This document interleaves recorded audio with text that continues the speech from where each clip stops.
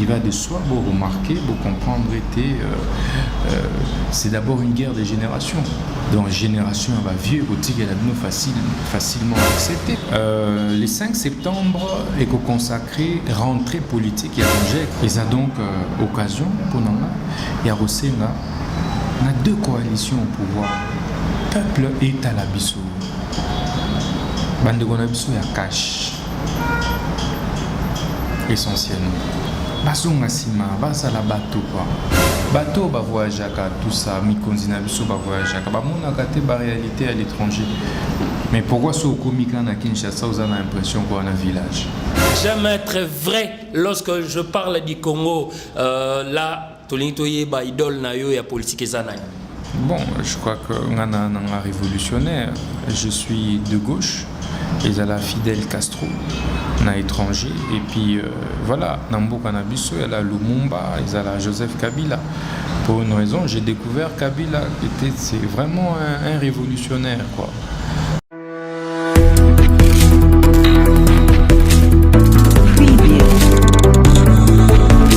Mesdames et messieurs, bonjour, bonsoir. Ça dépend de l'heure à laquelle vous nous suivez de partout dans le monde, en Amérique, en Asie, en Europe, en Océanie, pourquoi pas en Afrique. Surtout vous, la diaspora, vous nous avez demandé avec tant de questions. Nous ne sommes que votre porte-parole. Et nous avons voulu, nous avons cherché quelqu'un que vous connaissez. Il n'est plus à présenter parce que nous autres, nous l'avions connu à l'université quand il fut président des étudiants et il a un CV costaud. Alors, il a aussi été membre dans le cabinet, membre à la Société commerciale de transport et de port, membre du conseil d'administration et il est le président de la nouvelle génération de l'émergence du Congo, mais aussi il est mandataire en mine et carrière. C'est déjà parti avec nos questions. Bonjour Monsieur Constant Moutamba. Bonjour. Vous allez bien? Oui, ça va. Ok, c'est une émission bilingue, vous tous vous nous suivez, vous êtes sur Congo Sarepta TV avec la présentation c'est monsieur Berry Moukokila et la question la bino bopozaki yango na ye na luki oyo bobengi na kombo ya Constant Moutamba tozali bongo na bureau na ye asali biso plaisir vraiment to repasser ba moment il y a divertissement mais ba moment il y a actualité il y a mboka boni mboka na biso lo lengi kani ezali ko marché bino nyonso bozali partout bozali kolanda biso yeyo ako répondre kaka na ba question oyo bino botunaki totuna ye okiko yebisa biso nojek tolobi bongo ezali émergence ya Congo mais Congo yango eza émergé oui ou non? Bon, je crois que Congo est en émergé. Pona nini toiko yeba nini ezosala ke Congo ezala émergé?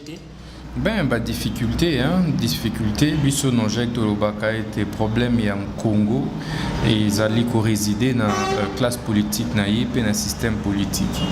Classe politique où ils a constitué na bato songolo pakala, ba famille songolo pakala où ba gera mboka depuis indépendance na yango. Et ba plonger mboka na distraction et voilà. Voilà pourquoi Bissoto Banzaki était faux. La génération à Sika a aidé à Sika où il va remettre Mboka na rail. Système politique est allé parce que tous alliés qui inculqué bateau démocratie et auto éviter au Telawapi.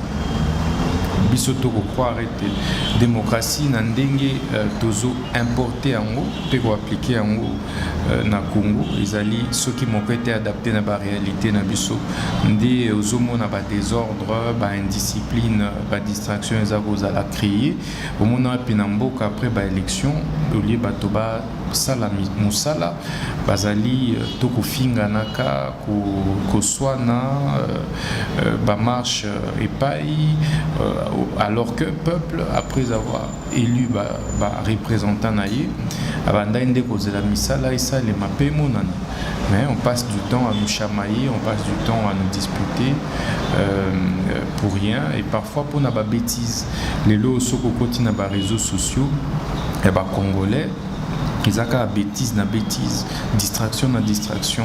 Il n'y a pas de rigueur, il n'y a pas de discipline, il n'y a pas de respect. Et donc il est difficile de pouvoir faire émerger un pays dans cet état des choses. Vraiment, Tolandi Bongo, il n'y a pas de rigueur, il n'y a pas de discipline, il n'y a pas de respect. Alors, nini toiko sala bino bay mboka, ba politique, boiko sala pour discipline, respect et kota na mboka. Ben, comme je l'ai dit, il faut qu'on nettoyer une classe politique. Je n'ai eu de cesse à le dire, le pays souffre de sa classe politique. Et elle est lourde. Malheureusement, on voit des individus. Hier, lorsque nous disions que problème Yamboko Isaki Kabila, personne ne nous croyait, nous disions que c'était un problème général du système politique, de la classe politique en général. On a changé de président, mais vous vous rendez compte que ce sont les mêmes acteurs, parce qu'un président à lui seul ne peut rien faire. Mais lorsque vous avez en face de vous une classe politique qui est incapable de regarder dans la même direction, il est difficile de donner au pays l'émergence, de donner au peuple congolais ce dont il rêve. Mais c'est simple, il faut une conscience patriotique pour permettre des jeunes et belés à génération d'ambition. Moi, je ne trouve pas pourquoi.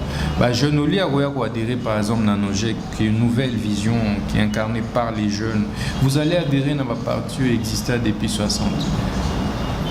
Gérard, Bazoa, ministre, Bazoa, DG, Bazoa, premier ministre, Bazoa, n'a évité banane. Mais changement est à la tête. Il y a discours, tout sera, tout va changer alors que rien ne change. Vous comprenez. Donc il faut que surtout la jeunesse que nous sommes, ou les majoritaires, ils soient conscience de constituer bloc de la nouvelle génération politique, tout mis engagé réellement pour qui nous sommes débarrassés des tares de gestion il y a passé. En ce moment-là, Togoya a idée à Sika, mais bateau va voyager à tout ça, Mikonzina Bisso va voyager à mon akaté la réalité à l'étranger. Mais pourquoi ce comika à Kinshasa, vous avez l'impression qu'on a un village? Pourquoi ce comika à Kinshasa, vous ressentez le roi moto et coupé là? Désordre à Kosakanate, déjà quand l'aéroport, tant au bimi aéroport, donc tant aux qui t'arrêtent à l'aéroport au monde déjà, où il y a village, tout il y a aéroport international et puis il y a République démocratique du Congo, il y a capitale Kinshasa. Non, je crois qu'il faut un minimum de conscience et Sengeli que jeune, bateau, comprendre nos gestes pour incarner et il y a une idée à Sika, il y a une vision à Sika pour Nambongwama et Pesama réellement Namboga. Nous on parle de la révolution. Il faut une rupture avec le passé. Cette rupture surtout bien en révolution. Il faut une révolution. Il faut à un certain moment toter les matolobanos. Pas la manière on a la place politique à l'élo. Non, pas cette manière-là. On va courir derrière la poste politique. Non. Il faut une véritable prise de conscience, la bisso, et puis de créer une rupture. Baimbo Kabolandi, jeune, lokola biso nyonso azali koloba, il faut minimum ya conscience, ya moto nyonso, ozala mwana, ozala leki, ozala papa, ozala maman. Pona kimia pe bolingo pe esengo ekota ole ya moto o tozali komona na kati ya mboka. Alors tokoloba bongo na Nojek bato balobi ba candidat bazalaki ebele mais bazuite et puis ba candidat mususu ya sika bakoya kozoluka bakoma ba membre ndenge nini président yo zali awa yo lingi émergence mais ndenge nini ba candidat bazoko émerger te na Nojek ndenge balobi ba imboka balobi. Non, d'abord, il faut dire que Isaac Expérience à Liboso, Nojek les deux ont fêté 6 ans dans leur existence. D'abord comme mouvement citoyen, ensuite comme parti regroupement politique. C'était une première expérience pour aligner les jeunes, bilingués, à travers le pays. Mais la première difficulté au Tozaï Nango, Isaac qui d'abord inconscience, il y avait un candidat au auto-recruta. Dans la mesure où on recrutait un jeune, on foutait les cautions, on payait moi sur la campagne, nous sommes en Asie, nous sommes alliés à battre campagne. au lieu de se battre d'abord lui-même. Bango balobi ke yo mtoliaki. Ngande na financer na rolia ndé na mbongo na nga. Au million mbongo na omo. Donc il faut dire que tellement on a acquis une vision, il y a retenté par l'élection. J'ai recruté des candidats. Au Bazaki Batika Lozaba membre et injecté. J'ai payé caution à ma jeune parce que je croyais en eux. Ensuite, évidemment, jeune Wana, certains ont fait le travail qu'il fallait. Et c'est normal. Moussoussou, comme je viens de vous le dire, problème de la jeunesse, Nabiso, ils ont impatience. Ils ont senga, ils ont esprit de paternalisme. Olingi obuka lelo, lamba lelo, olia lelo. Parce qu'on comprend, nos jeunes, ils ont 6 ans. C'est-à-dire que nous avons un parcours de Koyaki par moment. Hermoko yo yebinga depuis l'université, même temps où nos jeunes qu'ils ont créé, Péri aux Alarawana. Au Monique, par moment, beaucoup chuté, beaucoup yi, bozo bunda, les logos yoye, au sentirait bon, nos jeunes qui tenir à cause de la patience. Patience, jeune à l'élo, le cosso. Comprends? L'élo, ils ont encouragé pour créer médias, télévision, YouTube, on a salué pour la autonome, au Singambon, de sorte que tant qu'on commis engagé dans le parti politique, son lobby, etc., aux la autonome. Mais quand si le a parti, et c'est ce qu'on n'a pas fait ça en bon. Non, on a d'ailleurs pas ça sur le côté. C'est ça le problème. Alors que partout ailleurs, les jeunes dans la politique sont impliqués, sont engagés avec leur argent. Ils ont des millions, on a $1 au pays des contributions. Et donc, elle a la première expérience et tu apprends dans un mot ébélé. Ébélé, lorsque tous ceux qui va lutter, je remercie qui va candidat. J'avais donné le choix à ceux qui n'ont estimé qu'ils va travailler, qui n'ont gardé ils vont je remercie qui ou n'a senti qu'ils va aventurier, opportuniste. Mais aussi, il faut dire que nos jeunes dans certains coins, ils ont un peu élu et belé. Manque, il y a transparence. Il y a processus électoral, il y a lisibilité et contribuer à équiper à l'échec à manger dans l'élection. Parce qu'il faut dire que toi là qui couramment il y a des jeunes turcs qui vraiment la force dans moto et ça ne pouvait pas enchanter. Tantôt idée révolutionnaire qu'il faut rompre, il faut etc. Avec les vieilles pratiques de gestion, il va de soi vous remarquer, vous comprendre c'est d'abord une guerre de génération. Donc génération va vieux, qu'elle a facilement accepté, voie liberté. Comprendre. On va diviser dans le bino, donc s'aimer 10 années, fragiliser le leader. Mais ceux qui leader en avenir solité, ACD et plan et quoi. Une première expérience, je crois que nous avons préparé ce qu'on pour 2023. Mon salaire est bandit déjà. C'est maintenant que toi, Nathan, à vous préparer les candidats. Pas des aventuriers, pas des jeunes. Au hôtel marocain, il y a balabala. Et puis au limo à la candidat. Non, élection, ça suppose aussi une prise en charge. Mais sur le candidat, oui, au Sénégal, il faut payer 1000 francs à transport, tu vois que tu ne te prends pas au sérieux. Comprends? Tu soko manquer même affiche ya osala. Soko manquer alors zala na bato belé na sima na yo. O ba koki komi kotizo za leader. Mais soko zangi na minimum ozangi na bato na sima oye na nojek. Est-ce que nojek est opéré miracle? Okanisi nojek ata so ba pesio mosolo. Priorité no ezanini. Pour assouvir nos besoins personnels. Donc il faut aller au-delà de la distraction en albélio. Il faut se concentrer. Yo oye binga depuis faculté. Ngai naza issu na ba famille Richard. mes parents n'avaient les moyens qu'à refouter la maquillage. Je suis allé à l'école, j'ai fait les écoles normalement. Na sinisi classe na bundi tina ndenge lelo oyo nazo présider Nojek. Soy nazala pe bisenga senga. Mais nami retrouvé président Ligue des jeunes et un parti Kingani. Au cadre à jeunesse qui n'a parti somolo. Mais lelo oyo eza parce que nazwaki décision ya koloba te jeunesse elakisi te kosenga main tendue. Jeunesse elakisi te mendicité. Jeunesse consciente elakisi auto-prise en charge. Nan eloko te, mais je donne ce que je peux. Na combien na mobilisation, na bateau, na pesi bateau. C'est de cette façon que nous pouvons sortir ce pays dans un cycle de mendicité où et comment politiciens sont populaires dans le Congo. Le monocycle va marche tout ça. Oh, UDPS c'est ça qui marche. Oh, la Mouka est salée. Oh, UDPS, Bisso PFC c'est tout ça qui marche. Pour vous dire que et au moment où ils ont battu, bah jeune moko. Pe azo kaso nita bah oui, pas bien un ambo on a un alia. Comprendre. Donc tout inverser ma valeur.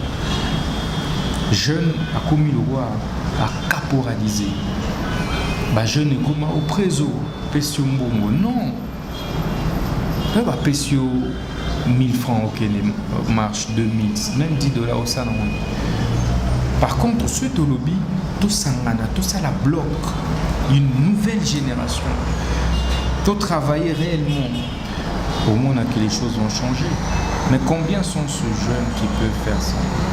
Bah jeune non mbongo aibi biso mbongo ali mbongo mais mbongo azoga ngo wapi obi place ngo azoya.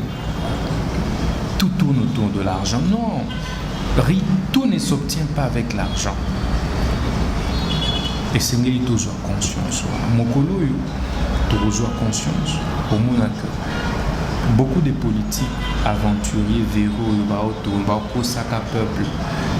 Les lois opposants, azumant pouvoir, a commis pouvoir, a zongé les sous, au monde attendait ça va ping-pong. Et aussi là. Donc voilà ce que je peux. Jeunesse Baimbo Kabolandi, Ndeko Constant Moutamba, à lobby, jeunesse consciente et la qui auto-prise en charge. Vous allez développer il faut alors nouvelle génération de l'émergence du Congo tolinko eba ezali kaka mouvement citoyen to ezali les lobby parti politique. Non mais tokokoki ko aligner ba candidat sur un mouvement citoyen. Seuls les partis et regroupements politiques peuvent aligner les candidats. Donc voilà. Ok, alors tolingi toyeba le 5 septembre milulu nini ezali kobongisama na Nojek. Le 5 septembre est consacré rentrée politique à Nojek pour être boébiété depuis le coronavirus au Ekota Inamboka Nojek ezaki dans la inactivité. Tosenga na ba militant nyoso ba vanda na bandako ba mi protéger etc. Mais c'est marqué ezaki presque na début année. Donc, on a année Oyo, Nojek et sali activité à mon côté à cause de la pandémie. D'abord, on a décidé qu'il faut ça la rentrée politique d'abord à Nojek.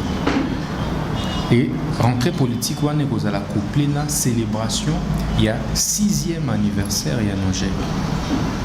Donc 6 ans sur le Botimouana, pendant 6 ans, et je parle, il y a label. Les lots, Batoba, Lobela, Nojek et tout, mais ils ont une idée. On a une conception de travailler idée on est matérialisé et le plus grand travail c'est qu'on vendre nos labels marketing autour du label. Ce n'était pas facile aujourd'hui que on réussit d'abord Batoba Lobela Nojek et puis aligner ma candidat. C'est un des plus grands succès pour Yotogo qui a enregistré comme actif. Et donc na meeting il y a célébration, il y a 6e anniversaire, il y a Nojek, et vous avez une occasion à évaluer l'activité de ça là. Est-ce que l'objectif est atteint ou pas? Torozalawana metonito yeba bilan il y a 6 ans yango ezali positif to ezali négatif. Bon, je crois que naoto lobela bino que tu créer Nojek avec un objectif, il y a les bosseux là qui tu créer courant mogoye bana. comme mouvement citoyen, je n'ose pas vous dire, le 19 décembre 2016, Namboko, mission de tout paralyser, ce bateau va monter, opération sifflée, Linzanza, tout ça, et c'est une initiative à Nojek. Comme mouvement citoyen, Nojek qui contribue à la lutte, alternance, toi, dans le président Félix a eu pouvoir, etc. Mais parce que Nojek est Bunda dans la rue. Bakanga biso, beta biso, tozaka na balabala, tokima bandaku, bref, nalingi komiko rappeler feigno soanate, mais c'est pour dire que Nojek a fait sa part. Nojek est aligné, donc on a aligné ba candidat.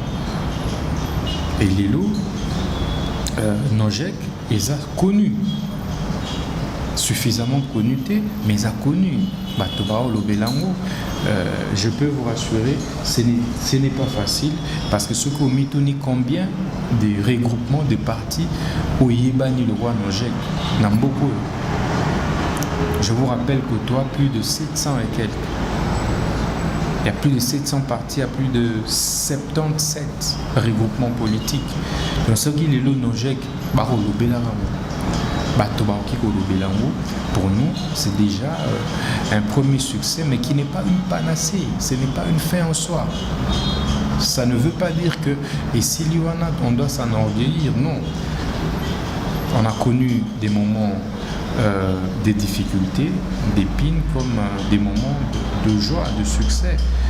Donc c'est tout ça que nous allons évaluer et à partir de là, fixer l'objectif. Maintenant que Nojek est vendu comme label, je vous informe que les Congolais, c'est toujours difficile de travailler ensemble. Combien de personnes qui mutent? Parce que Bakoki peut-être une piakate. Et c'était le cas dans Nojek. Dans quoi bah UDPS. Bazaka 13 parlementaires, mais tiens, tu sais que Diemoronda Sugisa, à Silissa na UDPS. Je comprends. Mais les loups, Nojek, et parvenir, surtout toi là qui est entre les jeunes, ego d'abord. Depuis wana, nazoteni, massa tout.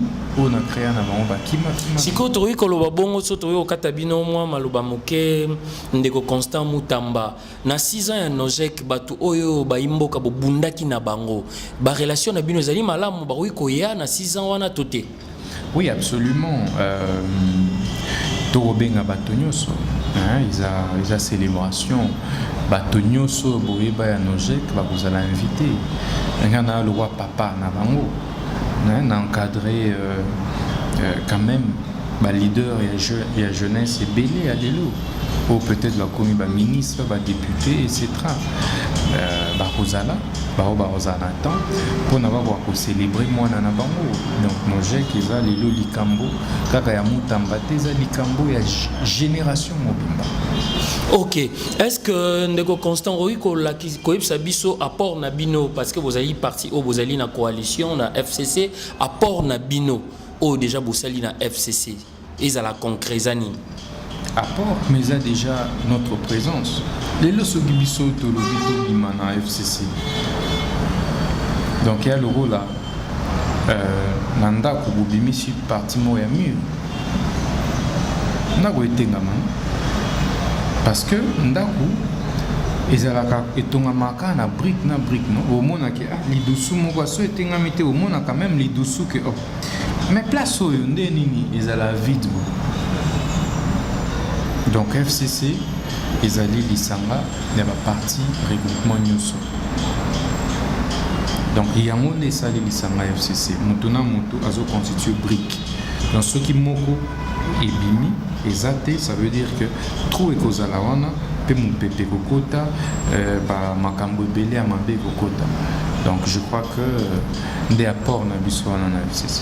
Ok, donc bino bozali brique na bino ezali vraiment apport na FCC mais tolingi toyeba bongo depuis to botamati to komi na moyi ya lelo yo to moni o babengi le pouvoir pacifique alternance et salami na mboka na biso ya ex-président Nabiso, je cite Joseph Kabila Kabange na les symboles de l'unité nationale, le président, son excellence Félix Antoine Tshisekedi. Et ça là qui est en tant que jeune.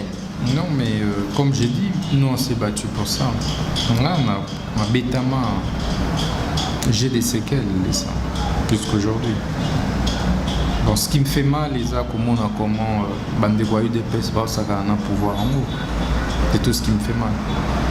Ça a un distrait. Ça a une distraction.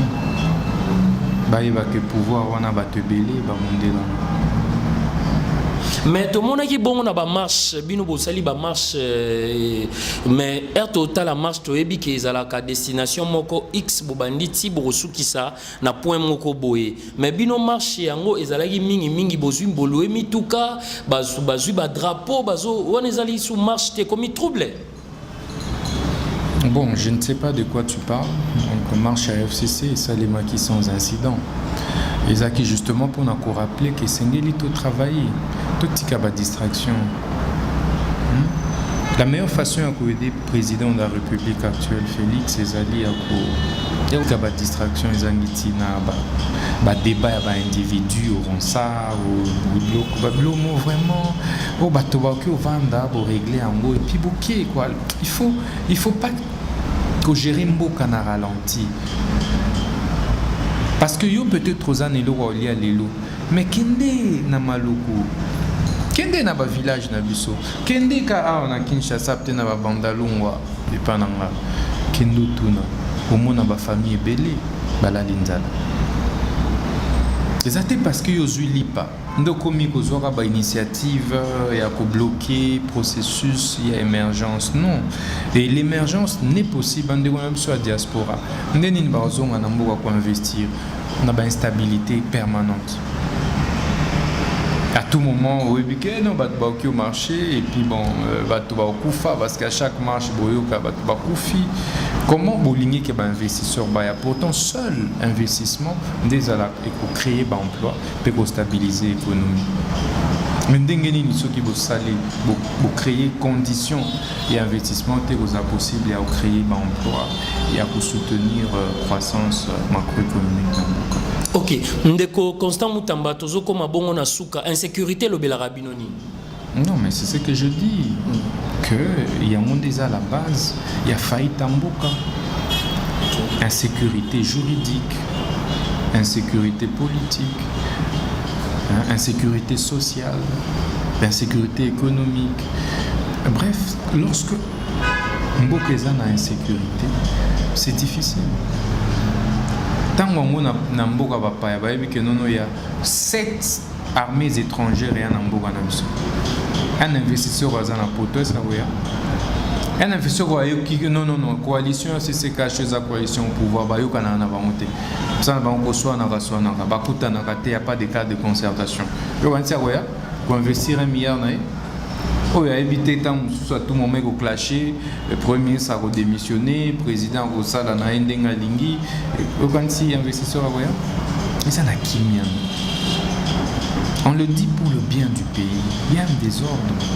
Et dans désordre, nous doit encore à bima gagnant. Les soignants sont aux à perdre. Et ça donc occasion pour nous. Il y a aussi on a 2 coalitions au pouvoir. Peuple et Talabiso. Bande Gonabiso ya cash. Essentiellement. Bazonga sima, bazala bateau quoi. Bazonga na table, basulula quoi, basulula. Mboko yo, mutu moko qui développer en moté, c'est impossible. Même ceux qui Martin Fayulu n'aura pouvoir.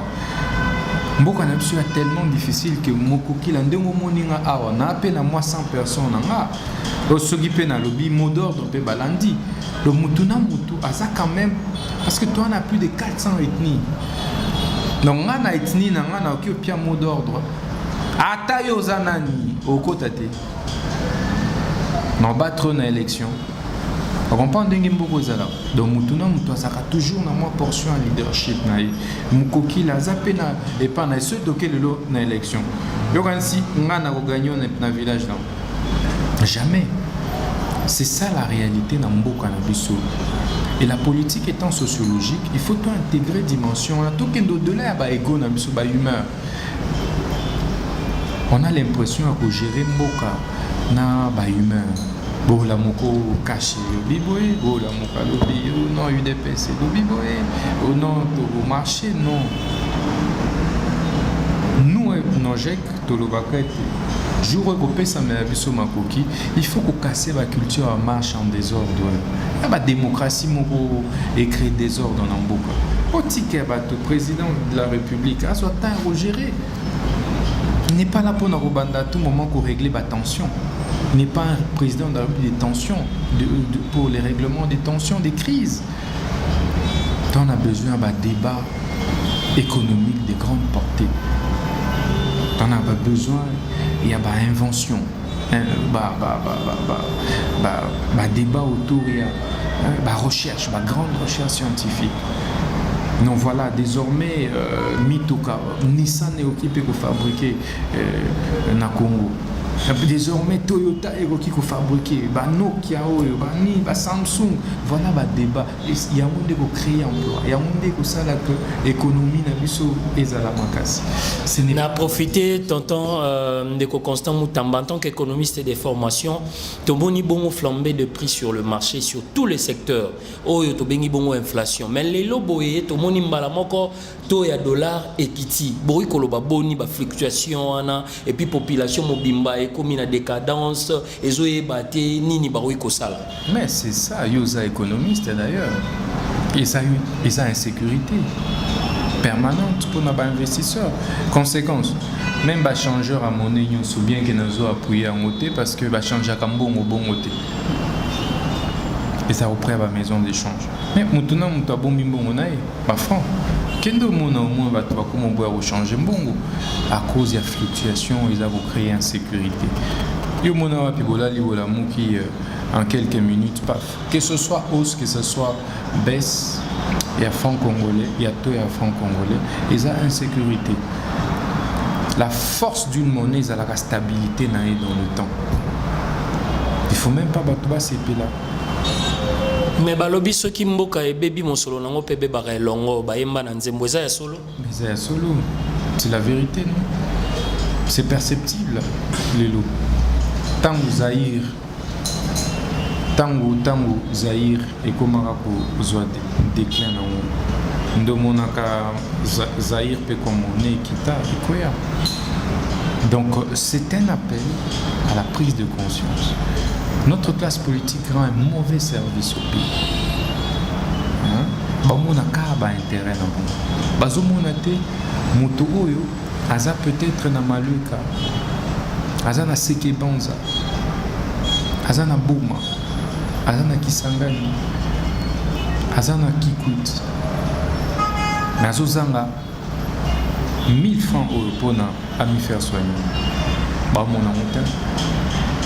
Tu vas préférer, oui, parce qu'il y a eu alternance, avant un bureau climatisé, champagne et tout ça, Azomela. Pour lui, en fait, alternance c'est simbi. Non, c'est méchant. C'est méchant. C'est méchant. Si quand on dit que changement de classe politique, il y a un jeune, papa, jeune, changer, je l'ai dit, j'ai parlé de la rupture. Il faut une nouvelle classe politique qui se mobilise, pas autour de l'argent, pas autour des petits intérêts, des postes de responsabilité, mais autour des idées, autour des valeurs et autour d'un objectif. C'est le Congo, rien que le Congo.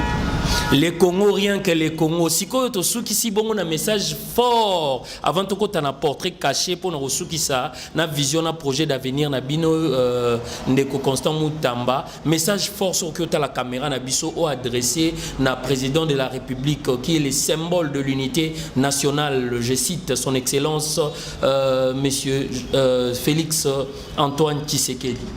Non, ben ce qui n'a un message m'a adressé na président de la République.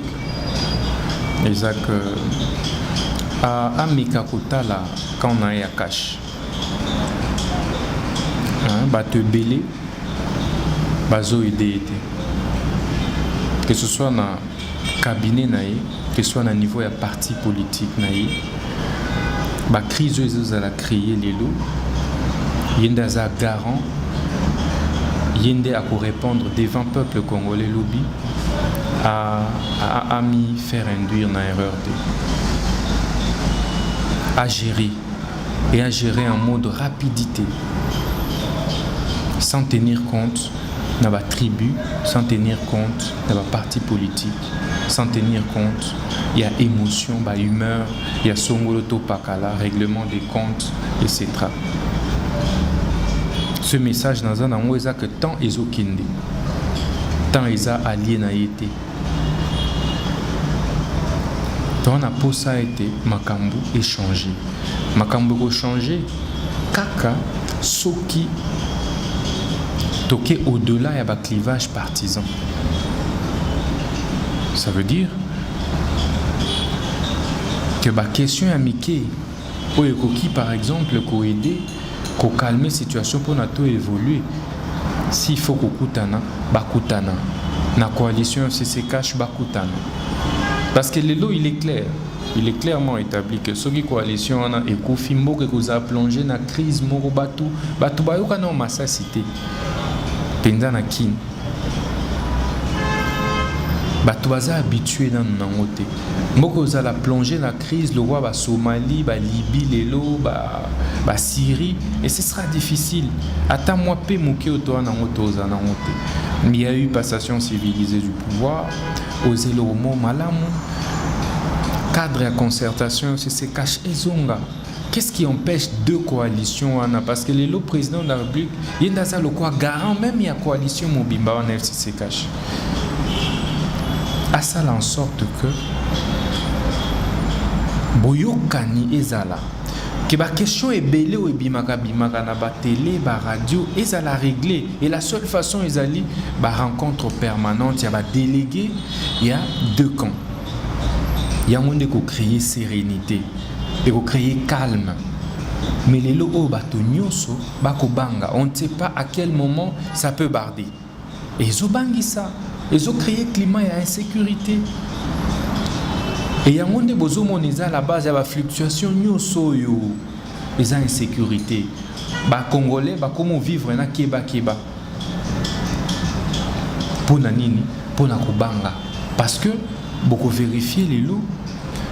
Coalition FCC cache écoute un akaka rarement après un mois, après 2 mois et ce qui problème les alliés. Ma grande question, ma grande priorité, au prix divisé et sengeli cadre moko permanent au babenga COSAC, ce qui comité il y a suivi accord, pas koutana, pas solo là. Il a pour na bola mboka mais aussi to connectant on a mboko yo na 1+4. 1+4, ezaki un président, 4 vice-présidents. Au bazai même na Minduki. RCD banda ko contrôler moitié 50% du territoire en Mboko avec plus de 40 000 hommes soldats. MLC, ezaka na une bonne partie ya Mboka pe 20 000 hommes. Sans citer Roger Lumbala, Misusu, Mboussa Nyamouis, etc. Mais ils se sont mis ensemble pour l'intérêt du pays. Ils ont géré na Kimia, même si on a ponami en 2006. Mais pour l'année, il y a deux formations politiques, FCC cache. Tous incapables de vendre la Kimia, qu'on gère. Et 2023, toper sa peuple congolais bilan et honorer président de la République. Oyoko a bloqué ordonnance Songolo Pakala. Oh, parce que balingi tête tel oh balingi donc ba question ils ont faire perdre temps il y a pamba mais beaucoup la surpris qu'on a ba combo moko ebimi ça ne fait pas avancer les choses. La coalition et sengeli qu'on travaille ensemble. Sinon, il ne fallait pas s'engager dans la coalition, il fallait coopter pour un mode moussous. Donc voilà le message que moi je peux lancer. Voilà le message déjà lancé dans le symbole de l'unité nationale qui est le président, je cite Félix Antoine Tshisekedi. Si le portrait caché dans le pour nous qui ça, Batouba Ebio, Neko Constant Moutamba, président Yanojek, présentant qui est Bandeli, nouvelle émergence du Congo, mais Ebioté n'a pas titre Moussoussou. À ce que ça portrait caché, à part politique, aux Alinani, père de famille, aux ali professeurs, assistants, au salaranini, et puis au soukisi bongo, na vision na yo, na projet d'avenir.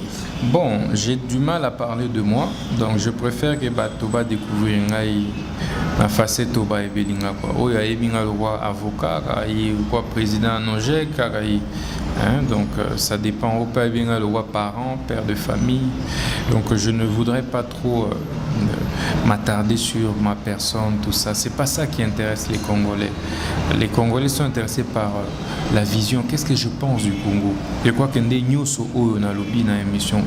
je suis vrai avec moi, ceux qui n'appellent ça qui moutou, mais j'aime être vrai lorsque je parle du Congo. Ok, j'aime être vrai lorsque je parle du Congo. Là, Tolintoye, idole na yo ya politique ezana. Bon, je crois que un révolutionnaire. Je suis de gauche. Ils ont la Fidel Castro, na étranger. Et puis voilà, Nambo Kanabiso, il y a la Lumumba, ils ont la Joseph Kabila. Pour une raison, j'ai découvert Kabila, c'est vraiment un révolutionnaire quoi. Sokomoni Mondele a mis opposé à un président africain. Dis-toi que parce que celui-ci a beau il est bas intérêt. J'ai eu le temps, il y a aucun pays le roi Venezuela parce que nana kenda nanga pototé. Botika la omo nanga te na Europe, bolimbisanga jamais bomo nanga na ba États-Unis. En tout cas, nazalaka un anti-impérialiste. Je préfère Bamboka où ils ont milité pour le véritable socialisme. Voilà pourquoi je prône Dieu dans un jour que la classe est à l'ophélie. Hôpitaux, soins de santé à Ophélie, même Biloko est à l'Ophélie. Peuple et Sengara vraiment, peuple Sengara yango, classe Ophélie, soins médicaux Ophélie, Kolia, Komela, Kolata, se retrouver na salaire pe ezalaya ma longa. Thomas Sankara Lobelaraoni. Bon, c'est parmi les leaders révolutionnaires. Oyo Balanda, modèle, il y a Fidel Castro et c'est aussi un des grands leaders. D'ailleurs, Nogek, slogan en haut, Isaiah Thomas Sankara, la patrie ou la mort nous vaincrons. École Toliwa, Tokolonga. Ekolo toliwa tokolonga baimboka baibolandaki biso tozali bongo na suka émission soki bosepelaki na émission bokomela biso bobenga biso soki pe ba critique ezali tozali vraiment humble toyoka yango partout dans le monde, en Afrique, en Amérique, en Asie, en Océanie, en Europe biso tozali ka kosala mosala tozali ba porte-parole na bino tozali vraiment une église au milieu du village po tolingi vraiment bonheur ya mboka tolingi mboka ekende liboso tolingi changement sur tous les aspects et les loboye boyoki oyo ndeko Constant Mutamba alobeli bino tokomi bongo na suka. Si vous avez aimé, en tout cas c'était Monsieur Berry à la présentation. Vous êtes sur Congo Sarepta TV, abonnez-vous massivement pour suivre des informations vraies en temps réel, des actualités au moment voulu, au moment opportun, et puis actualité oyo ya lelo et lobami bogolanda yango. En tout cas to sepeli to pesibino bambote ba ibozali mais biso awa to dédicacera to lobara pe mabanga te mais to sitara kaka ba oyo bazali kosala ke ba soutenir biso po mosala ekende liboso yango wana to citer vraiment na loboko ya mwasi initiative plus ya maman na biso Olive Lembe Kabila, na loboko ya mobali fondation maman Denise Nyakero, na Kati le symbole de l'unité nationale, je cite son excellence le président de la République monsieur Félix Antoine Tshisekedi. Tobosani Pété, je cite encore l'honorable Patrick Mouyaya, merci pour tout. Honorable Henriette Ouamou, la grande dame, merci. Honorable Bolonia Patrick Papa Naenzo, merci.